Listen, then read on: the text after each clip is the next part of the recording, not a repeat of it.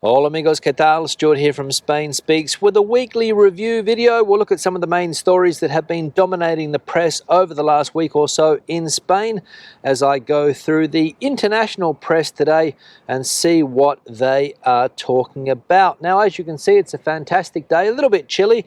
I'm not going to lie, only around 12.5 degrees Celsius, but the sun is shining, the skies are blue, so can't complain about the weather. But also the wind has picked up in the last 5 minutes or so and has made it even chillier. So not good from that point of view. But I will push on. Now, the first piece of news that I can see here today, and it's talking about the Catalonia drought situation. Catalonia declares drought emergency for Barcelona. In the midst of a record drought, Spain's northeastern Catalonia region will face tighter water restrictions following 3 years of below average rainfall. Now, this story, as we know, has been dominating press both internationally and also here in Spain. Different parts of Spain affected by drought at the moment. Andalusia, Malaga province affected by drought, some parts of the Malaga province and also some parts of Catalonia, for example, Barcelona city. And I asked the question yesterday, will tourism be affected this year in Barcelona because of these water restrictions? As we know, Barcelona, perhaps the most popular city in Spain when it comes to tourism. Millions of people visit Barcelona every year, every summer, and this year with these drought conditions, it could be a bit of an issue. And the article goes on to say here that residents of Catalonia in northeastern Spain will be banned from washing their cars and filling up empty swimming pools under a raft of measures announced on Thursday to alleviate the region's worst drought on record. The head of the regional government of Catalonia, Pere Aragonès, announced the drought emergency after reservoirs in the Mediterranean region fell below 16% of capacity. Mr. Aragonès is quoted as saying that Catalonia is suffering the worst drought in the last century. We have never faced such a long and intense drought since rainfall records began. He said that at a news conference. And the measures will affect around 6 million people in 200 villages, towns and cities, including the regional capital, Barcelona, Spain's second biggest city. So that is what some of the international press is talking about when it comes to this drought emergency in Catalonia, Barcelona, this drought emergency. But this is what the British press is talking about, the Daily Mail, as we can see here. A little bit more sensationalist, in my opinion. And we can read here that it says, British tourists in Spain face pool ban as worst drought ever hits Catalonia, causing Barcelona to run dry as crisis is declared by regional leaders. So putting in the headline the fact that there's going to be a pool ban in some parts of Catalonia. And obviously that is going to affect the tourist industry, because if you can't come to Spain in the hot summer months when it gets into those 30s, 35, 36, 40 degree Celsius temperatures, and if the pool is not full, well, it's going to mean a bad holiday. So no doubt people will look for other parts of Europe or other parts of the world where there is water in swimming pools so that they can take a dip. But interesting that this is the headline of the British tabloid press. Now we'll move on. Second piece of news, and of course it is about the farmers' war that has been dominating the press, not only here in Spain but in Europe over the last week or so. French farmers up in arms, German farmers up in arms, Italian farmers up in arms, and now Spanish farmers too up in arms. And the issue hit a new high yesterday when a former French politician, a former French minister, Ms. Ségolène Royal, I think is her name, she said that Spanish produce is basically crap, adding more fuel to the fire. This sparked off a debate on the channel as well. Lots of people saying that the produce that they buy in Spanish supermarkets in particular, not very good quality. And of course, Ms. Royal yesterday sparking that fire or stoking that fire with her comments. Earlier in the week, I think the French Prime Minister also said that there is unfair competition in some European countries. He didn't mention names, but of course everybody took his words to mean Spain and probably Italy as well. But as I said, Ms. Royal taking it to a whole new level. And we can see here in this article from Politico, which is an online publication, Spain to France, our tomatoes are better than yours.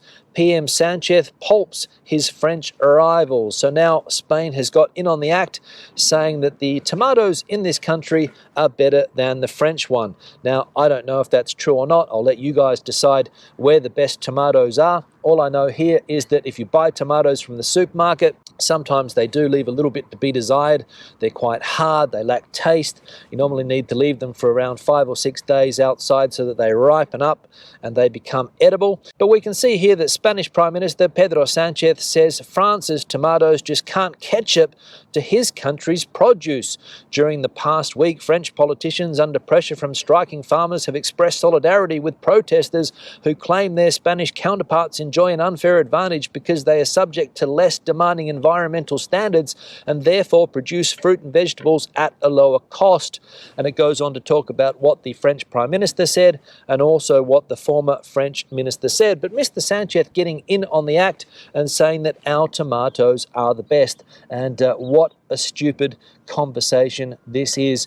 Who cares where the best tomatoes come from? Who cares if they come from Spain? Who cares if they come from France? Who cares if they come from Morocco?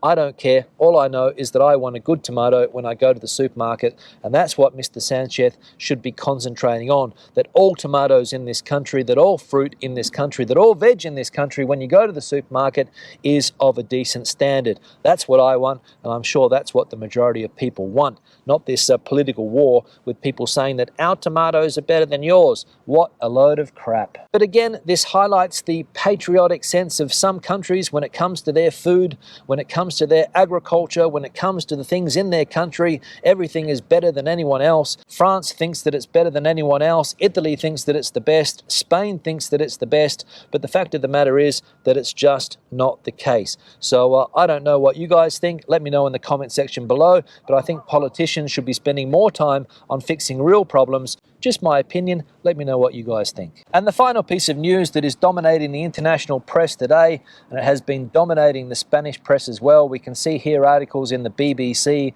The Guardian, El País in English, lots of different articles related to this. So I'll click on the first one here from the BBC, and it's about the Catalonian separatists, or the Catalan separatists, and the fact that the amnesty bill that the government wants to pass did not get passed the other day in Parliament, basically because Mr. Puigdemont and company did not want to vote for this new bill. We can see here the headline, Spain Congress votes against Catalan separatist amnesty bill, and the first paragraph, the Spanish Congress has blocked a controversial amnesty law that aimed to benefit Catalan nationalists involved in separatist activities in a shock move. The Together for Catalonia, the Junts Catalonia party, voted against it over fears it does not provide enough protection for those politicians who are being investigated for terror-related crimes.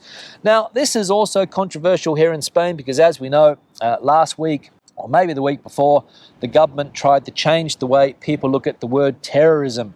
They wanted to classify two types of terrorism. They want us to think about a hardcore terrorism, where, as I said the other day, people go and blow up cars in the streets, innocent bystanders get killed. And they want to talk about a light type of terrorism where people demonstrate, riot, perhaps attack police, destroy public property, destroy everything in their way, cause chaos at airports and train stations, which is what happened in Catalonia back in 2017, 2018, 2019. There's an organisation, or there was an organisation, not sure if it still exists in Catalonia, called the Democratic Tsunami, and the objective of this organisation was basically to cause chaos, to wreak havoc in Catalonian streets. Cities like Barcelona, the big cities there, had to put up with these protests day after day, night after night, and the Spanish government wants to put the people behind this organisation, the people responsible for this organisation, behind bars on serious charges. And of course, the number one figure, the number one person that everybody thinks is responsible for this democratic tsunami that, as I said, wreaked havoc, is Carles Puigdemont, and that's who the Spanish justice system wants to face trial. There's other people as well,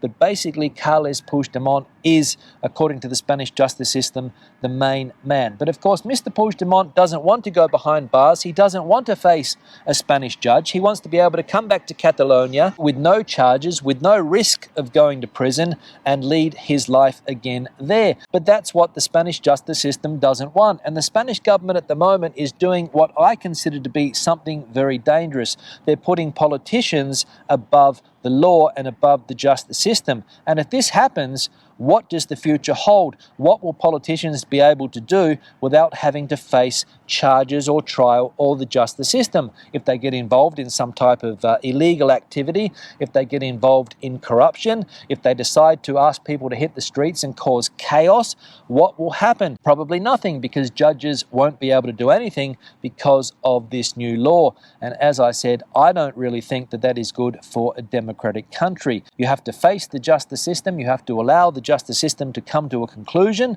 decide whether you are guilty or not, and not confuse everybody by saying that judges are corrupt, that they are politically motivated, and therefore putting your democracy, your rule of law, your democratic system in doubt. And that's what's happening here. The Catalonians, the Catalans are making a mockery, and Pedro Sanchez and his government as well, making a mockery of the justice system in this country. And in my opinion, let me know what you think, in my opinion, that's not on. Now, on that note, I'm going to wrap the video up. Questions and comments, please leave them also in that section below.